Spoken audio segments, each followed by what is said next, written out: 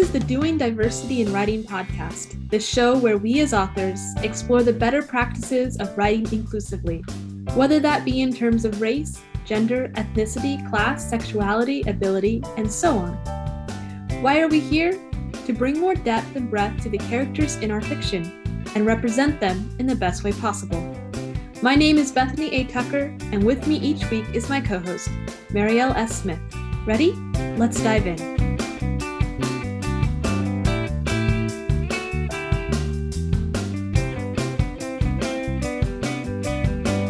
Hey Mariëlle, another week, another episode. Hey Bethany, indeed. I'm a little bit afraid to ask, how are you doing?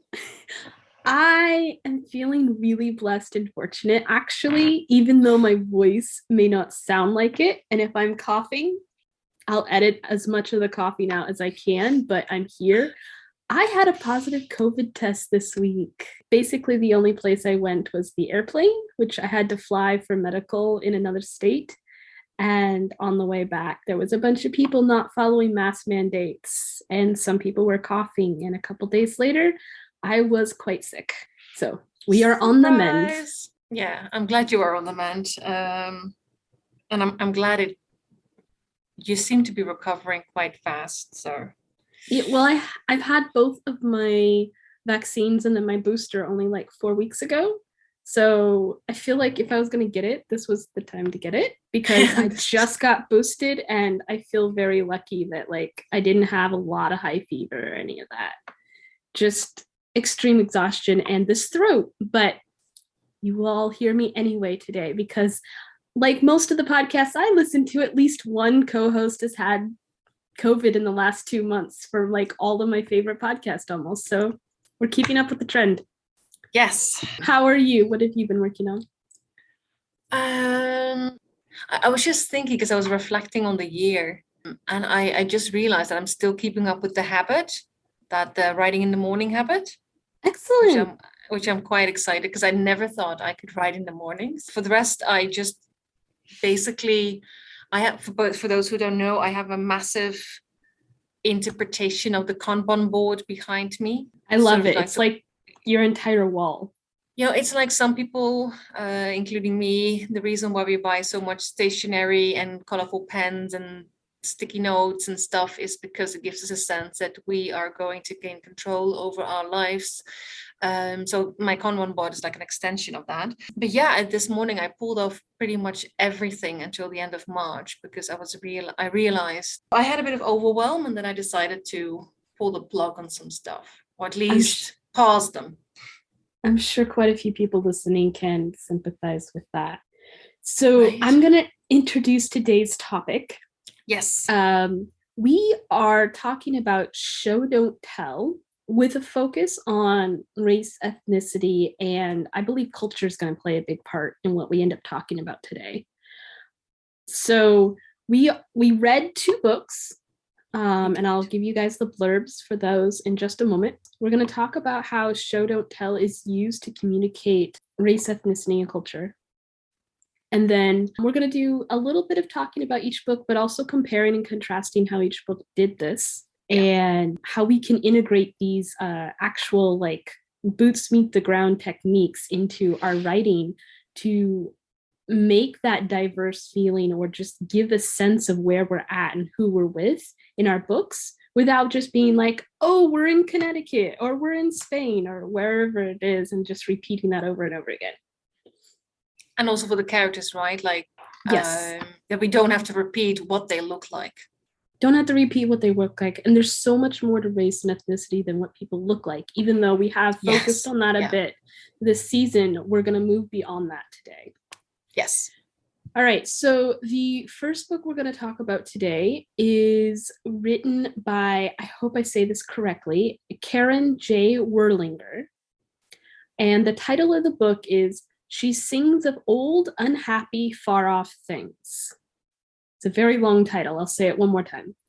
She Sings of Old, Unhappy, Far-Off Things. And this is the blurb. Margaret Braithwaite was a rising Regency scholar and acclaimed author. 30 years later, she's a one-book wonder, a 50-something college professor with the dubious distinction of being an expert on Jane Austen, hidden in the shadows of her famous husband and his Civil War novels.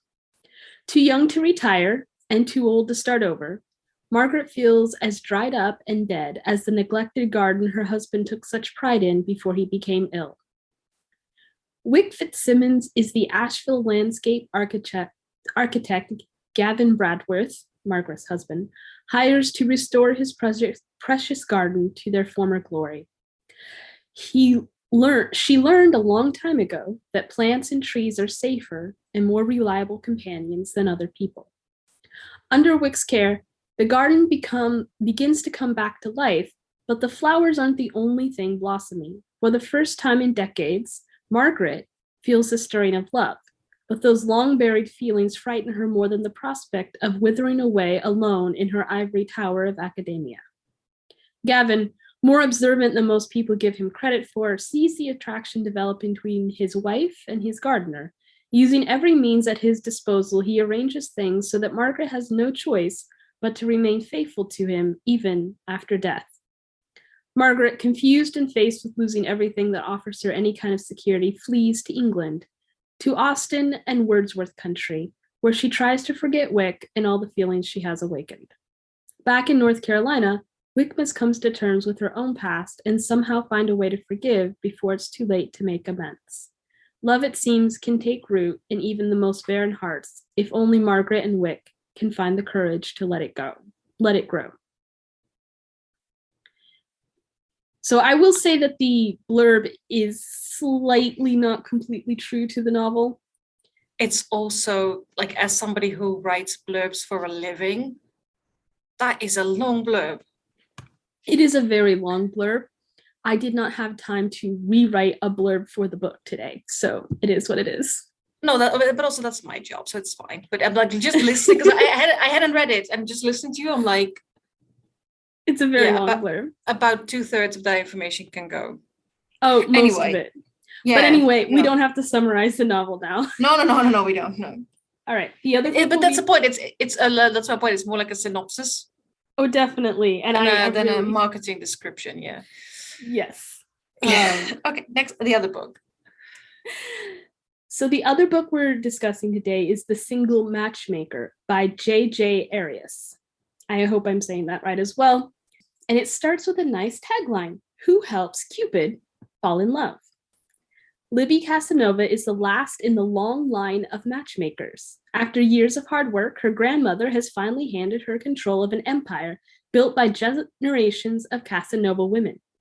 When the secret that Libby was dumped by her fiancé comes to light, she must act fast to salvage her reputation. There is nothing she wouldn't do to keep the truth of her failed relationship from toppling her future, and that includes pretending to date a woman if it makes her story more believable. Regan Soto is the struggling artist offered a chance at easy money by pretending to be Libby's girlfriend. Upon meeting the tightly wound 30-something-year-old, Regan is immediately intrigued by what lies beneath all the polish and barely held together facade. As Libby and Regan begin playing at love, the line between fantasy and reality quickly blurs. Can Libby get over her fear of getting hurt and see that her perfect match is right under her nose, even if she never expected it to be another woman? Get struck with Cupid's arrow and fall in love with this steamy, slow burn lesbian romance today. That's more like it. Yes, that's definitely more like it in terms of blurbs. Yeah. All right.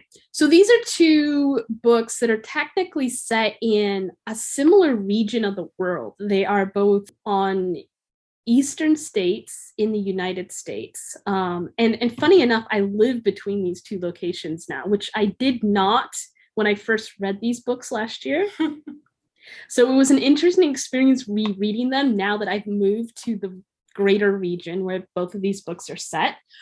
But reading them, they felt very, very different to me. Very, very much. One's in Florida, one's in, I believe, North Carolina. So I'm in Georgia. North Carolina is north of me by just a little bit. And Georgia is right underneath me.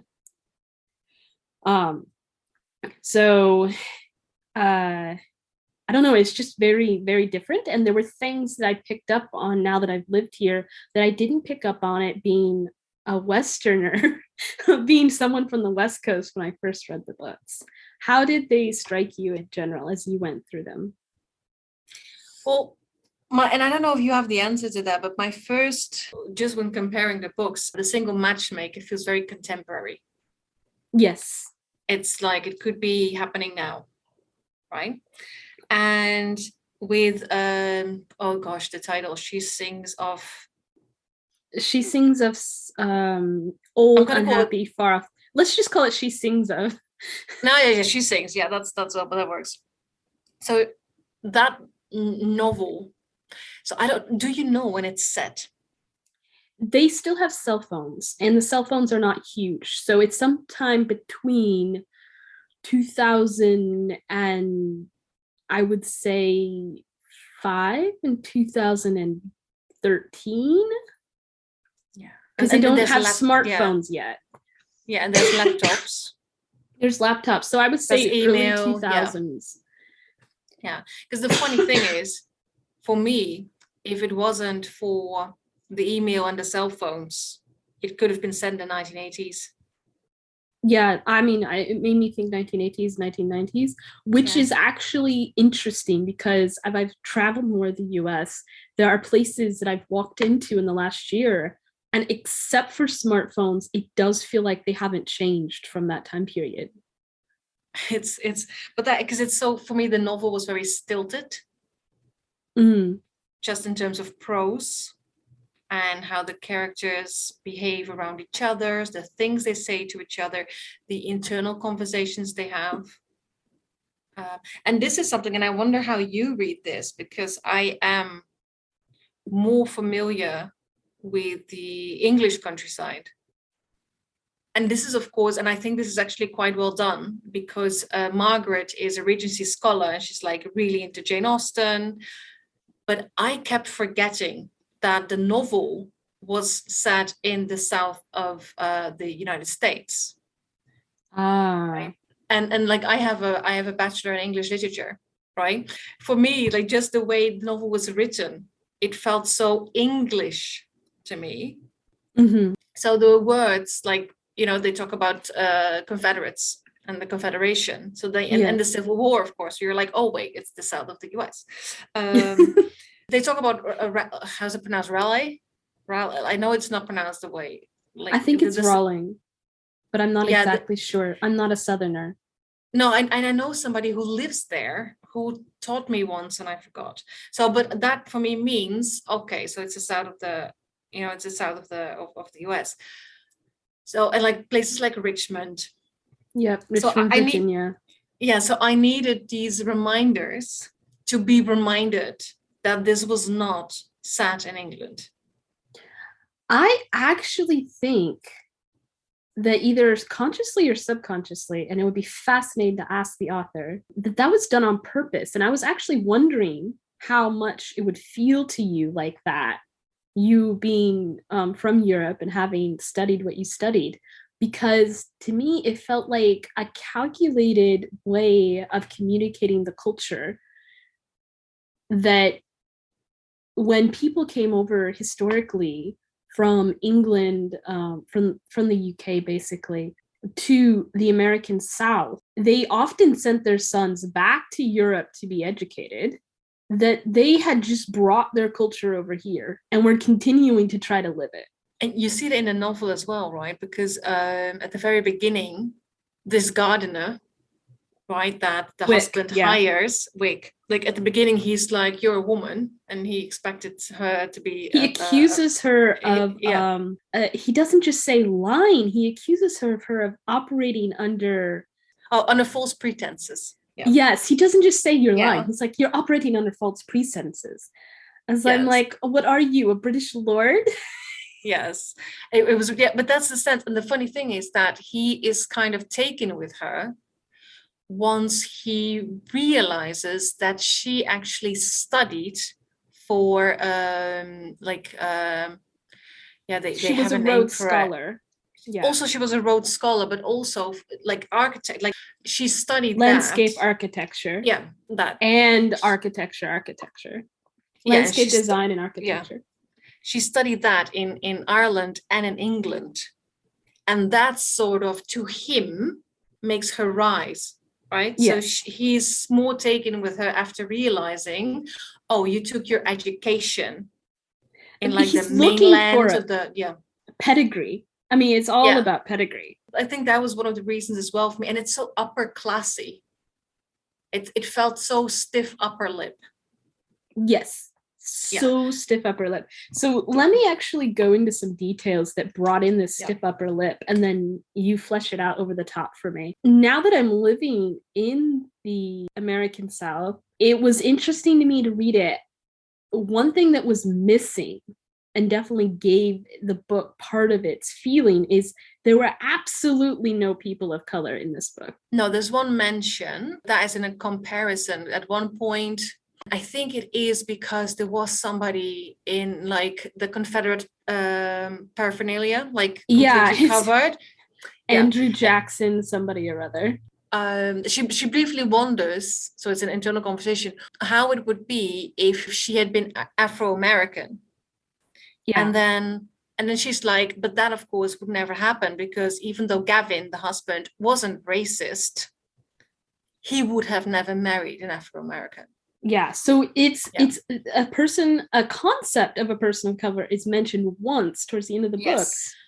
Yeah. But none of them ever get seen by anyone while driving. They don't appear as a person. They don't exist. And in the American South, you have to go out of your way. You have to construct your society to not meet anybody. Yeah. But that's the thing, right? And that's why it's also so like where they, because so the university they work at is like a very Catholic conservative institution, right? Like they're against the gays, etc., right? So they're very, and like you said, like people work there who actually parade around with Confederation stuff. Yeah. So right, they're all into the Civil War, and what they do is they do the reenactment things that like people from Europe don't understand that people do that, but I'm sure people in the US also don't understand. Some of you, I don't understand it, and I'm sure someone would care to educate me, but I don't understand it.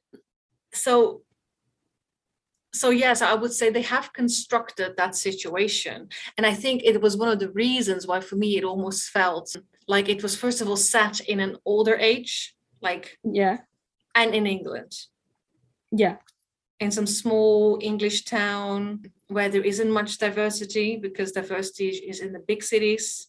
Exactly. It's more present in the big cities. That's kind of that sense I got. But then again, of course, you could say nobody's skin color is mentioned. So you could argue that maybe people are of color in the novel. But I'm like, no, just the way everybody's described, for some reason you just know. Well, I'm going to get into how you just know, actually. Very wide. Because I love how they show, don't tell in this regard. Yeah. It's so strong. Neither of us have any doubts after reading it. And one of the things you said to me when we started talking about the books earlier this week was you were like, Bethany, this book she sings of feels so white. And I said, and my response was, it feels so English, American South. Like, I actually had this pushback because I'm like, that's not white culture from like Canada. That's not white culture that's on the Western United States. This is very localized for me. And it's interesting that you felt that this was very, very white when I did not. But I felt it was a subset. And you're right, because it is, I did say it's very English, like it's not Scottish. It's clearly not set in Ireland. Clearly either, right? So it's for me, it feels really English. Yeah. And I'm enjoying bringing more exactness into my language when I talk about what a book feels like or what a culture feels like, because it's actually opening up ways of thinking for me. All right, so one of the first things I did when I reread She Sings Of is we all gut feeling know where names come from. We have an association, that name looks like this kind of person kind of stuff. Mm-hmm. But I double checked my gut feeling, and it was like dead ringer every single time. So etymology of Margaret is from Old French, which comes from late Latin, which I'm not going to try to say late Latin or Old French, but that's where the name comes from. The French invaded England. They were nobility. They influenced noble names in England for a long time, which influenced upper class names and to, a trickle down effect into other classes in America when people came over from Europe to the US, or what became the US. So Dead Ringer, that is a very European name. And even in the book itself, she doesn't go by a nickname because her husband thought that that was improper in his society, academia, ivory tower. Yeah. And people are even like, oh, that's kind of stiff. Margaret's very stiff. And she does have two nicknames. Like her mother calls her Peggy, which gives me a completely different individual. Exactly. Like you see something completely different in your head. And her first, and during the book, her last woman lover calls her Maggie. Yeah. Which is I believe it would be pronounced Maggie. Oh yeah, because it's written with an E and not with an A. Yeah. Yeah, I'd never seen it before. She's very aware of what the name Margaret does to her. Yes. She clings to it the way she clings to her pressed and bespoke suits. Yeah. All right. And then her husband's surname that she takes, I believe it said Braithwaite.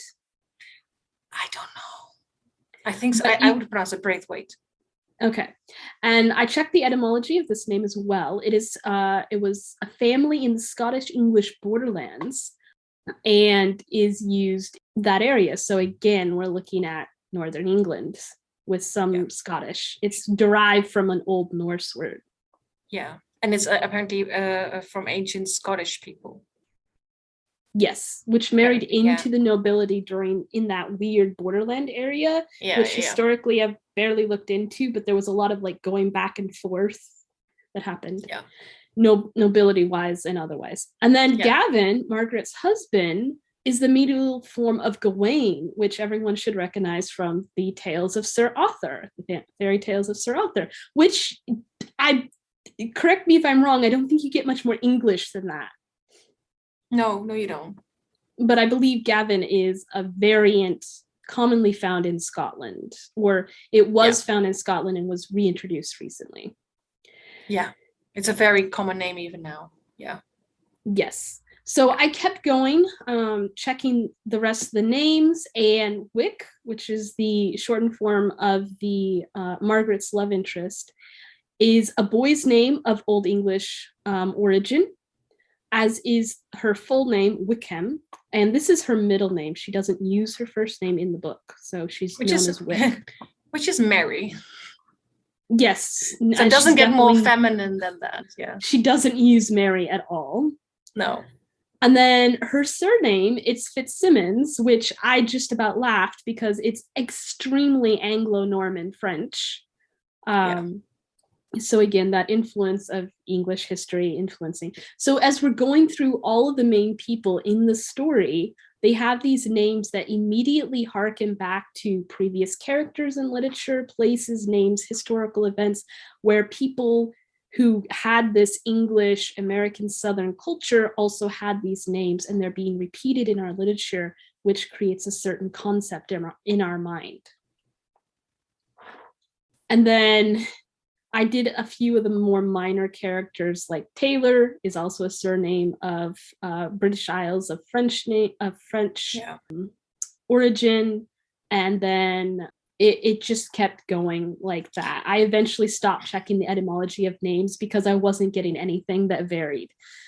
No, and so that's the point. It's very Northern European. So very much the definition of whiteness.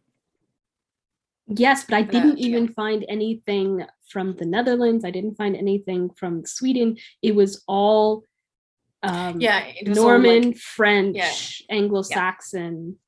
Yeah. There wasn't even a Polish or a Belgian or a German. It was very much this one historical lineage. Yeah. And to do that with so much accuracy, I wonder if the author did that on purpose, because at least sometimes you get a little bit of a German ancestry in a name or something, but no, this was 100%. When I look at for names for my novel, I do check. So I make sure, for example, that if I have given a set of brothers a mother from Slovakia, right, I make sure that that all their names, even if their names sound English or Welsh or whatever, that it's possible that it can be a combination, so that you can see the roots. So yeah, I do the same kind of thing when I pick my names. All right, and I'm gonna change a little bit. So when we meet Margaret, the author's setting up what kind of society they live in, and she does that in a couple ways that, I mean, there are some overt tellings in the story, but it's supported so beautifully by the structure of showing instead of telling that it sticks in a way it wouldn't have stuck without all of the showing there. So Margaret, when we first meet her, she's getting ready to go to university and her husband's talking to her. She picks up a couple items, and it's interesting the way they're named. She picks up her purse, her raincoat, briefcase, and then she tells her husband Gavin that she has an early lecture. Now, the use of lecture is interesting because that's definitely more of a, in my opinion, as someone who was raised on the West Coast of the United States, that's more of a British thing to say, like an English thing to say. Even when I was in uni, I didn't call it uni. That's something I picked up saying when I was hanging out with my international friends and coworkers later in life. I called it college, and I said I went to class. Even when I was in university, I said I was going to class. I didn't say I was going to lecture. No, but it's different for her. Yeah, because she could have said, I have an early class, but I wonder whether there's a distinction between like giving a lecture. Like as a teacher, I give lectures, but as a student, I take a class. Not really, because we have lectures, which are usually more public events where a lot of people can go, but class is something with a set time every week that you go to. Okay. Because I didn't pick up on that, because that is what we would use. Yes, and it's what I'm used to hearing from my European friends. But in the US, at least where I went to school, which is Ohio, the Midwest, not even the West Coast, it was class. And it being an early one that she has repeatedly, you don't have early lectures if they're like a one-off event. Those always happen in the evening, pretty much. Yeah, and now I'm thinking that we did distinguish indeed between like seminars with like smaller groups. Those are classes, but then you usually have like a weekly lecture in which the teacher is just, standing in front of the group as a whole and like giving their presentation. So we would have that as well. If the class is so big that you break off into seminars where you're like talking and you are participating back and forth, and then there's like a big only talking, but the university I went to was a small private university where class sizes were capped at 30. And beautiful. Yeah, so you didn't just go to a lecture hall and get talked at by a professor. Oh yeah. Every class was almost a seminar. You were graded by how much you talked. Yeah, that we do that. Yeah, we did that as well. Yeah. Okay. All right. Yeah, so but this setting for me made me feel okay. Yeah. So I was immediately like, okay, so I think I also, because there's so much focus on the status, that made it feel very English and snobbish, right? And I know you want to say a little bit more about that. Yeah, so this one is a little less, but as a woman, she picks up a briefcase. I mean, she also has her purse, but she picks up a briefcase. And at least now, and I know the book's a little bit older, you could have said your bag. But no, she is carrying a briefcase, which they are used today, but with more laptops and other things, a lot of people are choosing to not use straight up briefcases anymore. No. So it was like a small clue. And then in the same scene, well, almost the same scene, Margaret says to herself, like I have time to deal with the garden help, who probably doesn't even speak English. you're giving a That very is strong so telling. sense. It's so telling. I don't think we even need to, and I'm not going to stop to break down how telling that is. But gardening help is not a phrase that I would normally use. It's much more something that I heard like Australians that I worked with say, or a couple of British people I worked with say, but they were all older who said it, I think. When Wick meets Margaret, they have a little bit of a misunderstanding. One, Margaret thinks Wick is a man, and then Wick thinks Margaret is Gavin's daughter instead of her wife. And Margaret, trying to reclaim status, insists on the use of the title doctor for both herself and her husband instead of Mr. or Mrs. or Ms. Yeah. But she does that throughout, the doctor thing. Yeah, she introduces herself. Yeah. Yeah. So within like 5 pages, you know just how much status matters. Yeah. Like they're always defending it. Everyone, except for pretty much Wick, is defending their status. Although we do really quickly learn that this is not Margaret's nature. Mm-hmm. And she does use it as a defense mechanism. It's like armor. Yeah. All right, so other words, so we're getting down the sentence levels here. Words that are used in Margaret's environment at the university include things like sanctum when referring to her office, actually inner sanctum, lecture hall, reading glasses, and undergrad English class. So the author is really pulling from historical literature, really using a certain set of lexicon word choices to just suffuse the actual, it's like a choice of color, but in word choice, which contrasting to the other book we read, The Single Matchmaker, where you have words like YouTube and glass walls, and it feels very much more modern and like right there. You almost feel like Margaret and this whole book got stuck in a Regency library under dust somewhere. It's the whole pace of their lives. Like the Single Matchmaker, Libby, Elizabeth Casanova, the protagonist, she's constantly putting out fires everywhere. And most of those fires come from social media. Her phone so she rings off the hook. Yeah, she knows where there's Wi-Fi. Yeah, and she gets, because she's set up to get notifications if some blogger or newspaper is mentioning her name, or people related to her. Alerts. I don't know. It's something her assistant set up for her. Okay. So it's constantly going, right? So she's very much in the here and now. She's always like on the move, trying to fix things, trying not to fail. So it's much more of a rush.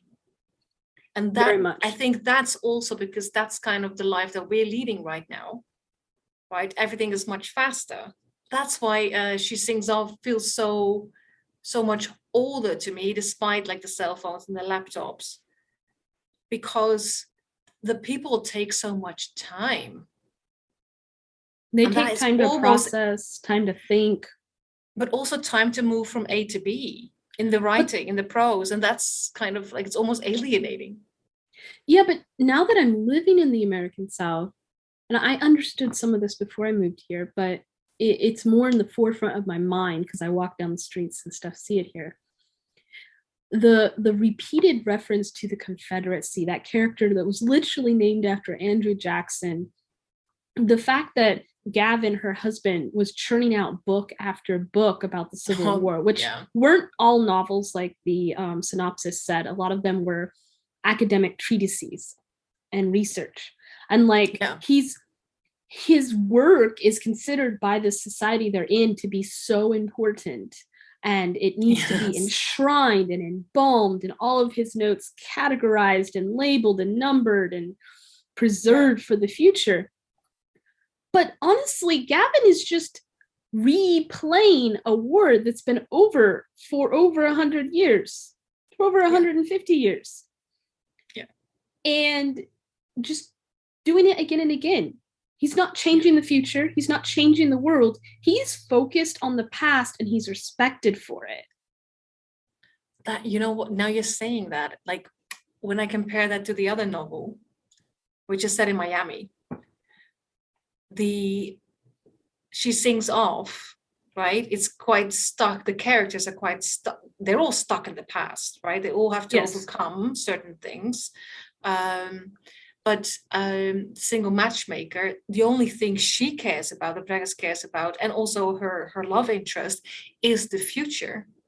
It's not about, it's more about the legacy they still have to leave. Mm-hmm. Hi everyone, it's Mariëlle. Are you tired of getting in your own way and not having a sustainable writing practice? Then the 52 Weeks of Writing Author Journal and Planner is for you. 52 Weeks of Writing makes you plan, track, reflect on, and improve your progress and goals an entire year long. It gets you to unravel the truth about why you aren't where you want to be, and it keeps you writing through weekly thought-provoking quotes and prompts. 52 Weeks of Writing brings together every lesson I have learned over the past few years as a writer and a writing coach. Wary as I am of comparisonitis and unhealthy competition, I designed this undated author journal and planner to help writers develop a practice that honors their own needs and desires.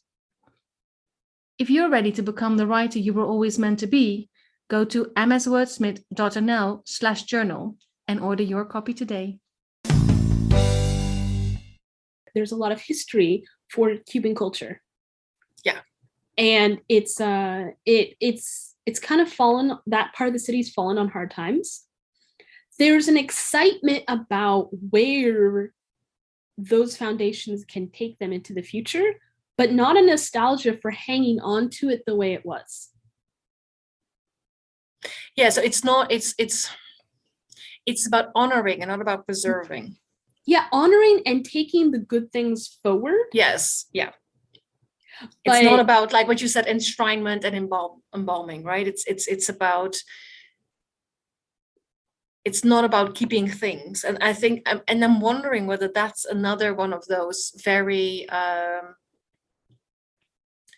white things, like to keep things the way they are and then don't touch them. I don't know, right? Because that is, my culture is very part, even Dutch culture is very, can't touch this, right? Like this is how we've done things. Even though we've only done this thing for maybe 100 years, don't you dare.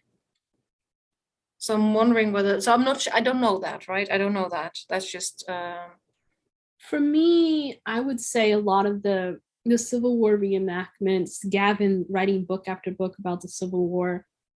Although I see this happening with World War II literature as well, book after book about World War II, which makes slightly more sense to me than the Civil War, is that some people in the American South, even though we're generations past, cannot let go of that point in history, cannot let go what it means.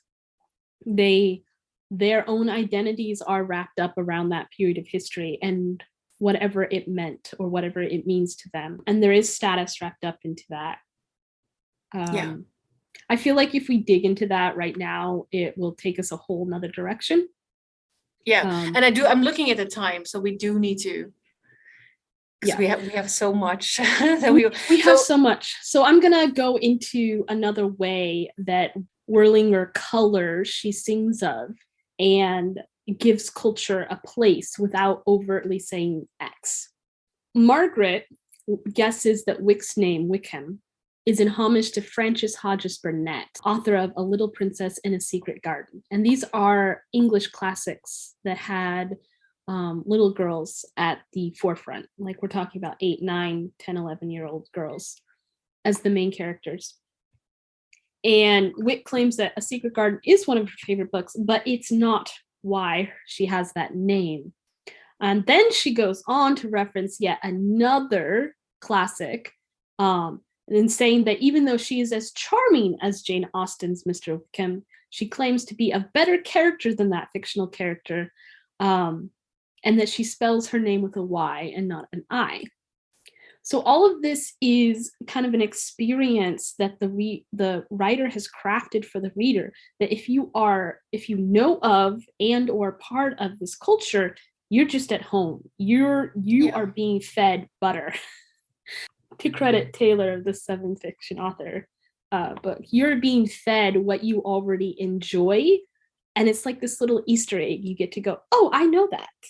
And I know what these people are talking about. There's suddenly hundreds of years, thousands of hours of reading and writing and experiences that show up on the page without the writer having to actually put them there. Yeah. So I don't know. How do you feel about that? And do you ever do that yourself? I don't know if I do that. I do have that feeling, like, because they mentioned so many novelists, right? Oh, so many. Tennyson, Wordsworth, Austen over and over again. Yeah.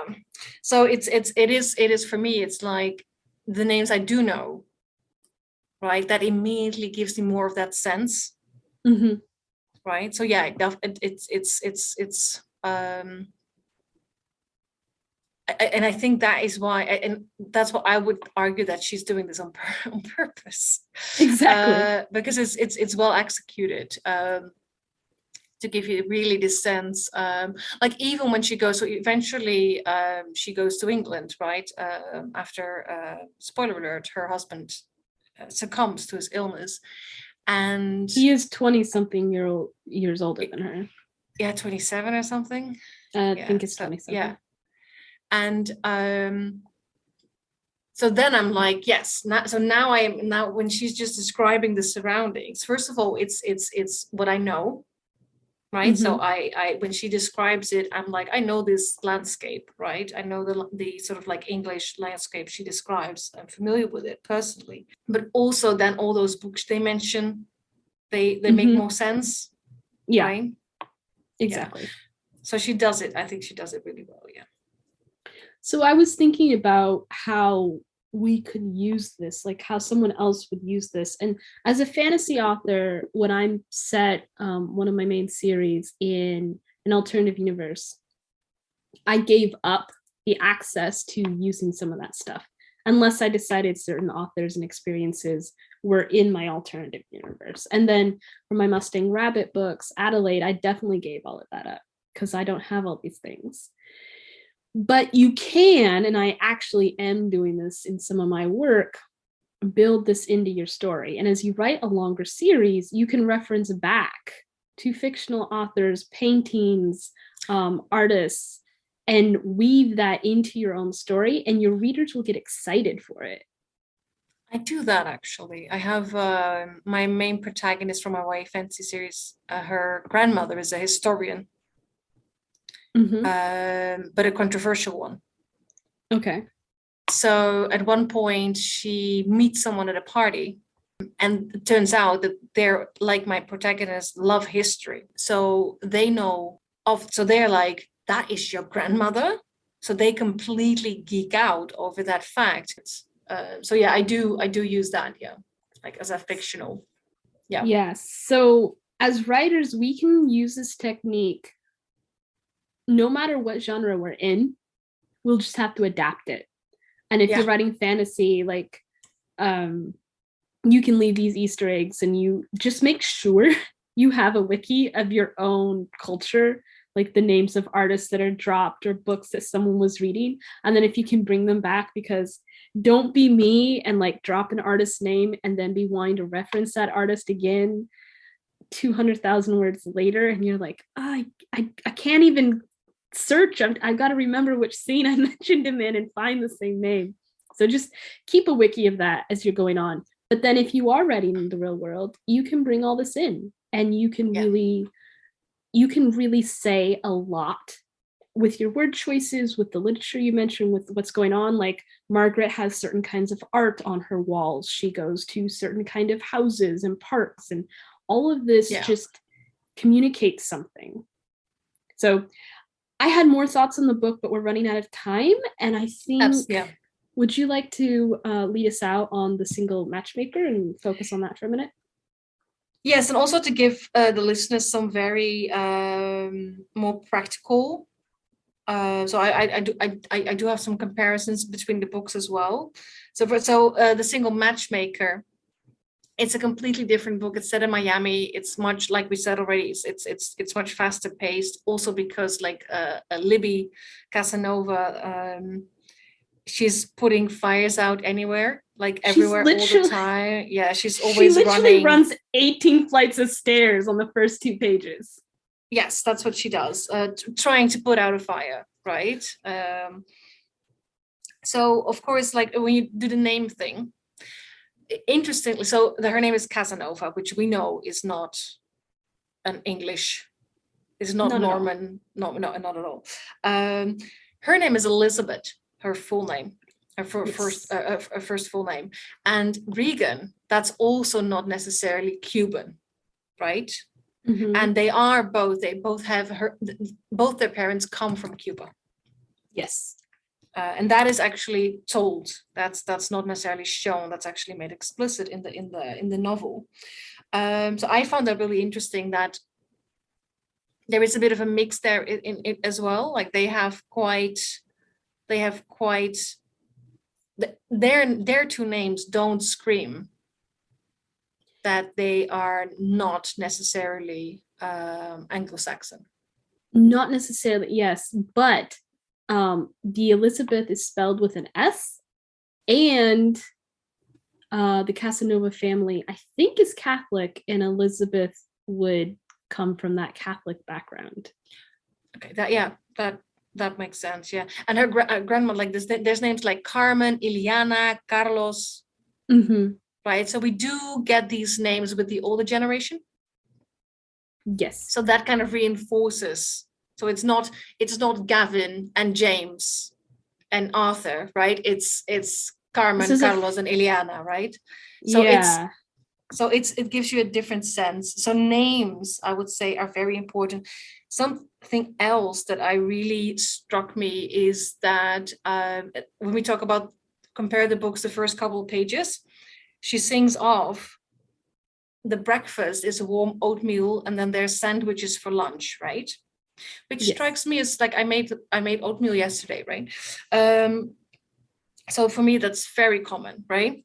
But the first few pages of the Single Matchmaker, they talk about guava danishes, and she pours herself coffee, Cuban coffee. Yes. Yeah. So that's already on those first pages. You get hints that okay, there is she comes from a not from the same culture as she sings of, right? It's not the same cultural background that she has, not the same heritage. And then later on, like food is also described, and often in their Spanish names. Yes, it made me hungry. It sounded delicious. Yes. So food is definitely important. An important way you can do this, because that I'm also thinking endemic. About. Yeah, I'm also thinking. Yeah, but I'm also thinking about Encanto now, and they do the same, right? Yes. And Juliet Takes a Breath is another novel, also very heavy on the food, and so that for me it's gives so much sense of the culture. It's also in the terms of endearment, like in she sings of it's darling and my dear. Yes. And in the Single Matchmaker, it's words like mira and mia. And they're not even like put in italics, right? It's so, just some part of how they talk. Some of the Spanish words are put in, so because there is a lot of code switching going on in that novel as well. Like they switch between Spanish and English, right? So that is of course something that immediately shows you some of the cultural background. What I really loved is there's this reference to telenovelas. I was going to bring that up if you didn't, because immediately that was such a strong trigger for me to be like, oh, these people they enjoy a little bit different kind of media from, say, She Sings Of, that I just finished reading. Yeah, because when I think telenovela, I think Latin America. Yeah, I think of the show. It's Netflix show where the girl gets artificially inseminated, and then everyone thinks she's like magically having a baby, but she's not. The Virgin Jane. Yes, thank you. I haven't seen it, but I yeah. Her estranged father is a main actor in a telenovela. But and this is the thing, and it's like the telenovela also comes up in like Encanto. Yes. Right. And it's just like the way you just know, like, so this one in the Single Matchmaker, they talk about the hidden twin. Right. And it's like such a common, because the telenovelas are, the thing is, funnily, like it's like we have soap opera. Yes. Right. So that's our version of it. And we have the same really weird, convoluted, complex story arcs. But it's just, when they start talking about hidden twins or aunts with amnesia, that's kind of the style. So that for me was like immediately like, okay, we're talking about a very particular cultural background here. Yes. And it's in her thoughts. It's not like it just runs off the tongue. It's the little details. Yes. Yeah. It's not set up. It's like it flows naturally into the storyline. It's baked in, not only in the storyline, but in the way she comments on her world. Like, she just sees things a certain way because of her background. Yes. So the other thing is place names. Like we already talked about Raleigh and Richmond and Asheville, and she sings of. So we have Miami, which we know is a very multicultural setting. Yes. But she also refers to Havana. Like her parents came from Havana, right? Or her grandmother actually came from Havana. So this is a way also to bring about, without specifically saying they're Cuban or she's half Cuban or part first, second generation, just simply saying grandmother in Havana, and then you have this sense of, okay, so that's the cultural background. What I really loved, it made me think of your Idris Elba comment you had a few episodes ago, that somebody described somebody as a young Idris Elba. That was episode 2, season 2. So 2 episodes ago. Okay. So she actually she looked a little like ... I don't know this person, if she had darker features. Which also for me, so I have no idea who this person is, right? But it's, so again, with the contemporariness, it must be some actress or some model or something.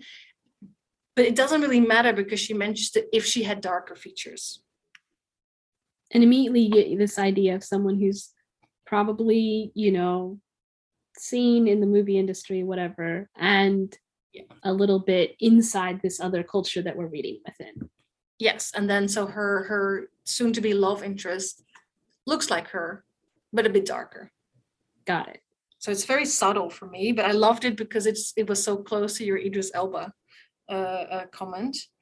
Another thing which I thought was really well done, I don't know if you picked up on that, but like when they talk about cultural background and like their childhoods, like they for example, they talk about the I cannot pronounce it, quinceañera.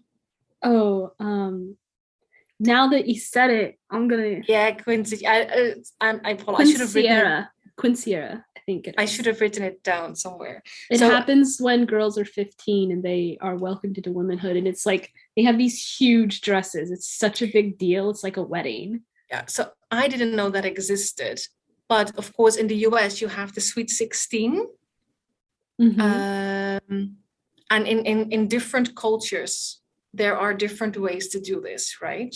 Yes. So that was one thing that I'm like, that was very that gave me such a visual. Yeah. But also they talk about children's stories, and for me it's and they talk about una calabaza, like not changing into a pumpkin. And which for is me, something I didn't know about. You don't know the story about changing into a pumpkin? That's no, like the Spanish that you just said. I wouldn't have known what that was because I don't speak Spanish. But I don't speak Spanish either. But into a pumpkin, but in reference to the Cinderella story, if you stay out too late, you'll turn into a pumpkin. Yeah, so for me, it gave me the sense of similarity. I only recognize the word because it's very close to a Dutch word for a type of pumpkin. Oh, So that's why I recognized it. So for me, it gives both this sense of difference and this sense of sameness. mhm. Like, you know, even though it's in a different language, we all grew up with the same stories. So I Yes. thought that was really beautifully done. It was sort of like bridging in our difference. So that I think, and I was also thinking when I thought about that, they do the same thing. You can do a lot with children's stories, and what does a character know and what doesn't a character know? It made me think of, I don't know, it's one of the later Harry Potter films, and it's I think it's it must be in the book as well, this scene that they're sitting together. It's at the party. It's at a wedding. It's Okay. just before they disappear and go off. So it's probably It's one of the older Weasley weddings. Yeah, Yes. to Fleur Delacour, the French girl. Yes. So they sit together, and Ron is talking like about all these old stories, like Beetle the Bard and stuff like that. And Hermione and Harry are like, what? And he's like, come on, like, you know, and that gives me the same. You can do so much with children's stories to show that people have or do not have a similar background. Exactly. So that's yeah. So I loved how that came up. And if you're writing a culture you don't know, it's pretty straightforward to go and be like, what are children's stories, and read them. Yes. And like, yes, just soak that up. And then, I mean, you're probably going to want a sensitivity reader to check you when you're done, but then weave that into the story. Let it be a touchstone for people, because it just brings in, like, for me, it feels like soft wool into the story of realness. Yeah. So I really love how that came up. It's so subtle. It's like a sentence, right? Mm-hmm. But it does so much. Another thing, just the practical, is the jokes that are done. You can do a lot with jokes. So in the Single Matchmaker, they talk about Thanksgiving. And the fact that, so this is for me interesting because it also shows that partly they've adapted to American culture in terms of how things are done, and partly some part of the family is more conservative. So, for example, Libby's grandmother is the more conservative one, and her family is a bit more stiff. And then Regan's family is not like that. They're more relaxed and chill. And yet they share a culture in very different ways. Yes, they share a culture. But Regan's family has decided, because it was easier, to do Thanksgiving early. So they don't have all, so one of the perks is they don't have all the drunken uncles. And then Libby jokes, how very American of you. Because she says that their lichon, I don't know what that is, but that's like the food they're having. She said, if our lichon is ready by 9 o'clock, we're like lucky, right? Yeah. Like that's like, so there's this sort of little thing also about this intercultural difference between how some families try to stick to certain customs, and others are sort of like tweaking them. But just as how very American of you reminds you that these two main characters are not necessarily white Americans. But they are Americans. Part of that majority. They are American, but what they're referring to here is sort of this white American tradition. Yeah, for me, it was also interesting. The majority culture, I would say. Yes, but as political majority culture. As we've mentioned before, those numbers are shifting. Yeah, that's why I said political majority, right? Yeah. For me, it was interesting reading those Thanksgiving scenes because at least, I think, I would have to reread again, but I think over half of the food they're eating, I either didn't know what it was or I absolutely knew this is like Cuban food, intercultural food, but not what I grew up eating for Thanksgiving. Not at all what I recognized as Thanksgiving food. Yeah. And that didn't even strike. And now you're saying it, I'm like, yes, but of course I've never done Thanksgiving, because there's no reason for us to do it. I would argue that there's no reason for anyone to do it, but that's a completely different political discussion. So I did not pick up on it. If anyone's going to talk about that on this show, I will let the European do it. As the American, I'm abstaining for the moment. No, but it's now you're saying it. It's like, it's such a great way to show that even in the similarities, like now we don't have the drunken uncles, which is like this joke, right? Like this Thanksgiving idea that there's always this uncle, this racist uncle who gets really drunk, and he doesn't have to be racist, he can also be homophobic or both, or this. So it's kind of a nice reference to that. But at the same time, every family has them.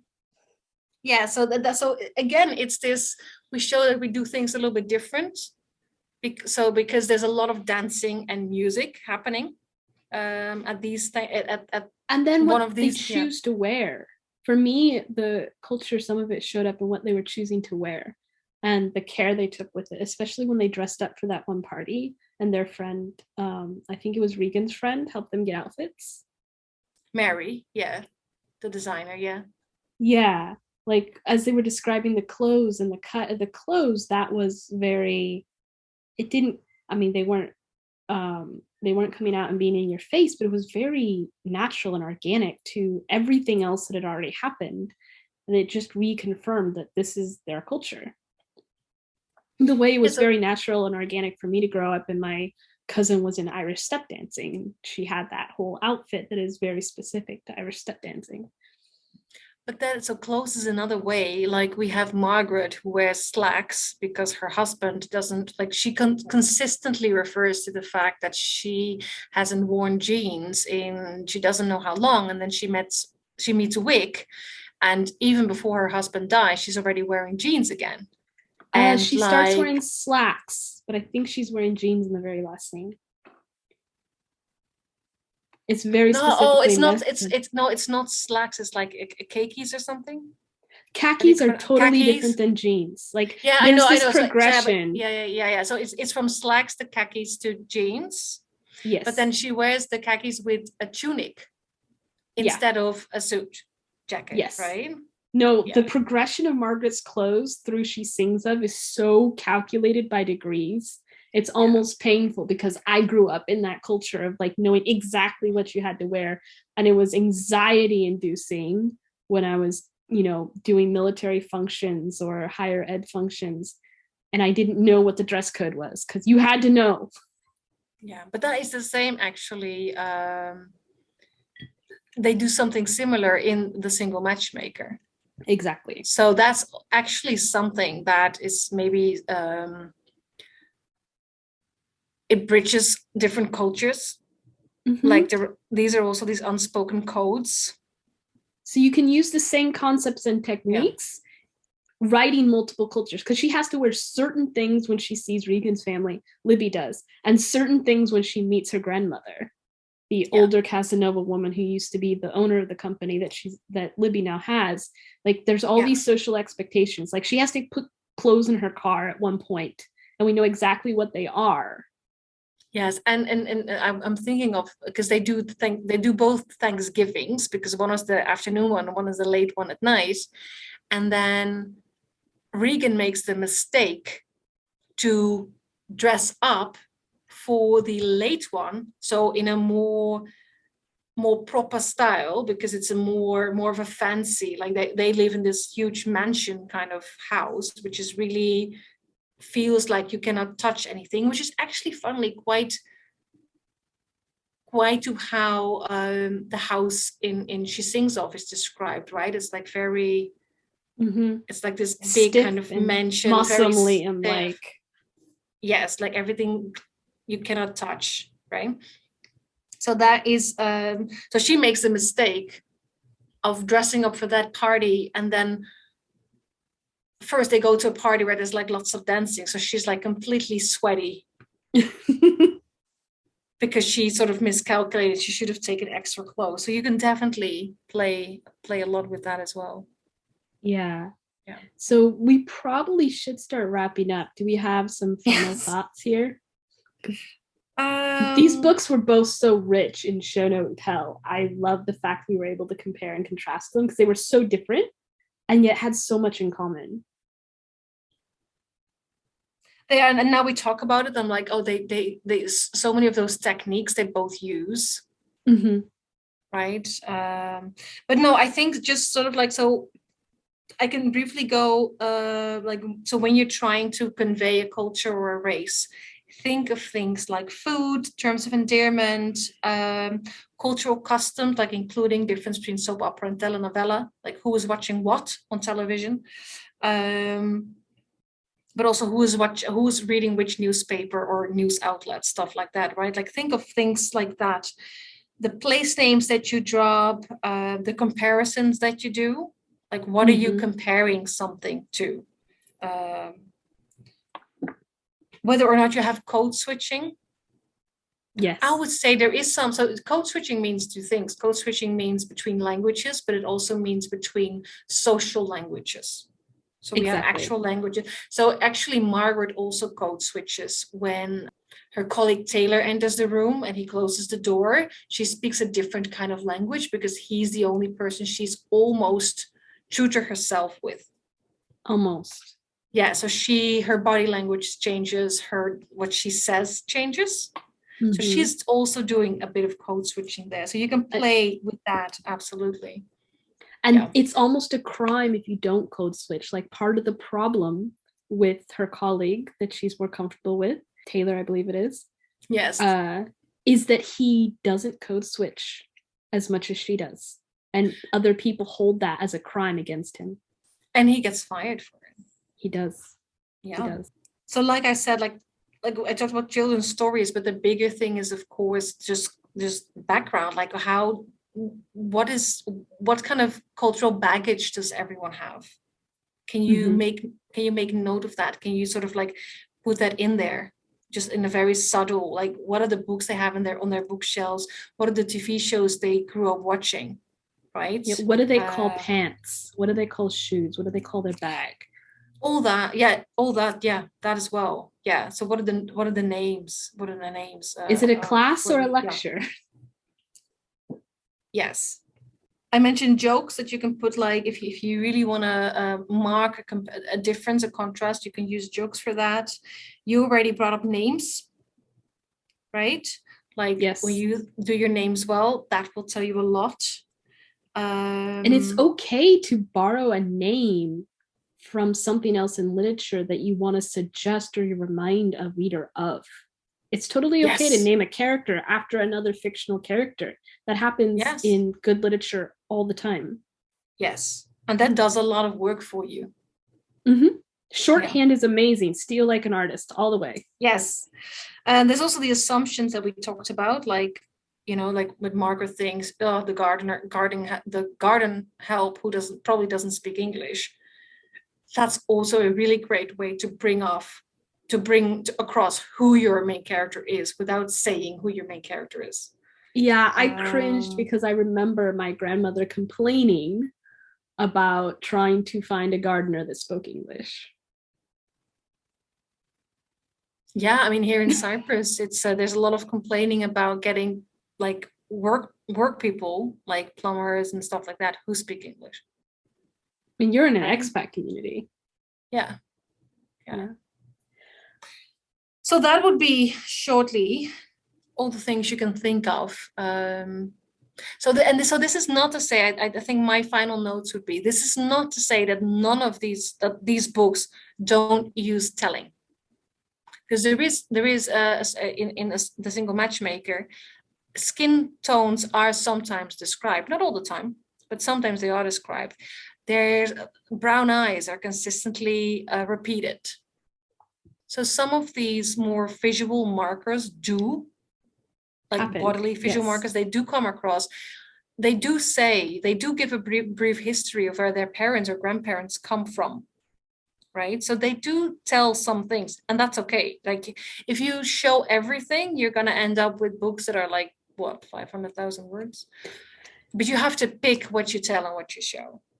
And I think weaving in everything we've been highlighting here beneath the telling, it's like giving it a really strong basket to carry what you do choose to tell outright.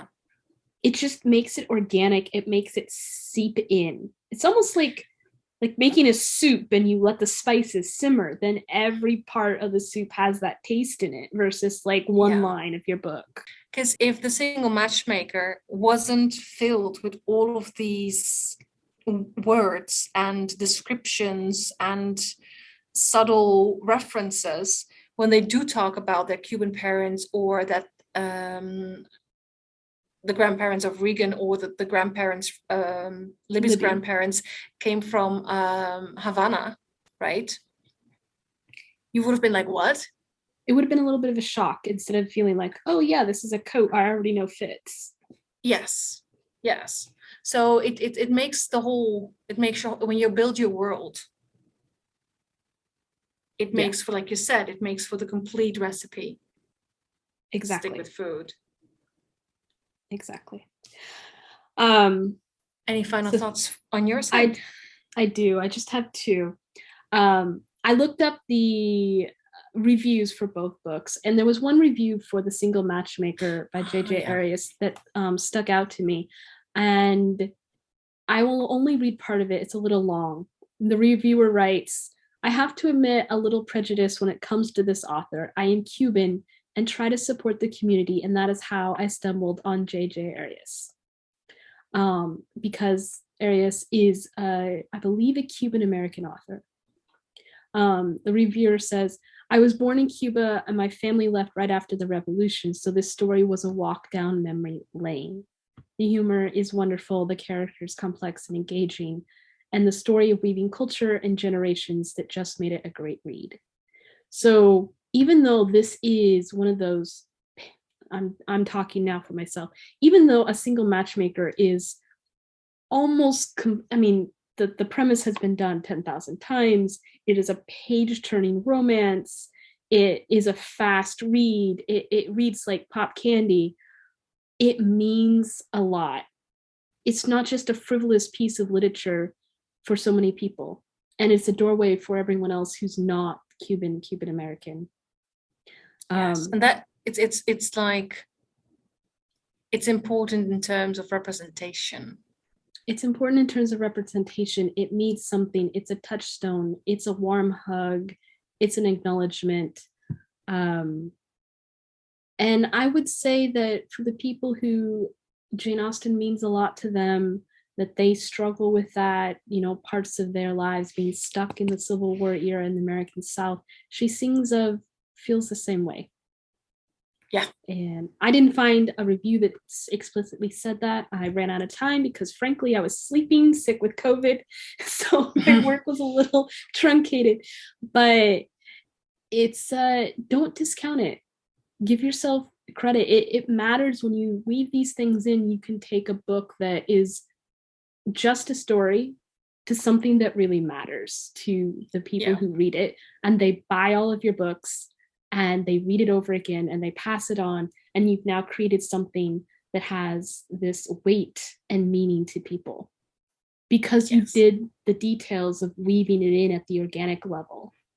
Yes. Yeah, that's all I have. More. Then I think we better. Another long one. Another long one. All right. All the links and stuff will be in the show notes online or on YouTube. If you are there, welcome to everyone who's following us on YouTube. We're happy to have you. And send us messages. If there's books you want us to read, drop an email or a comment and we will take a look at it. Because Bethany will have me read everything. Like slowly. She's very, you must read this, you must watch this. So all right, take care everyone. Bye.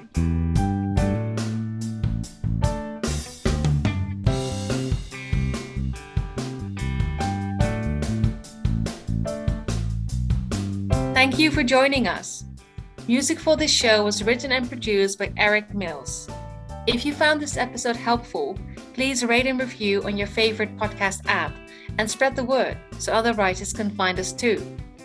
To get our Doing Diversity in Writing Toolkit, which includes all bonus material from Season 1, go to representationmatters.art. That's .art. Here you will also find our episode show notes. Happy writing and see you next episode!